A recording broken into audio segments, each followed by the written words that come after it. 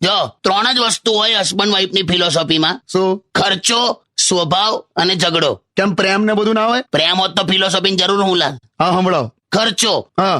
Husband અને વાઈફમાં શું ફેર ખબર? પુરુષ છે ને, પુરુષ એ 100 રૂપિયા આપશે 50 રૂપિયાની આઈટમ માટે જે એને જોઈએ છે, હા.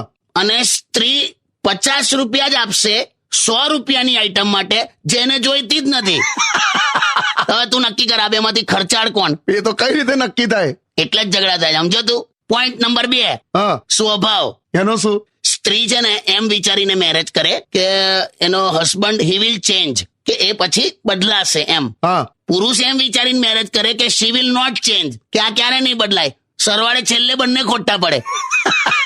અને ત્રીજો મુદ્દો છે ઝઘડો. તો મારે પુરુષોને ખાલી એટલું જ કેવું છે કે કોઈ પણ આર્ગ્યુમેન્ટનું જે છેલ્લું સમાપન સ્ટેટમેન્ટ હોય ને, કન્ક્લુઝન વાળું સ્ટેટમેન્ટ, હા. એ ઓલવેઝ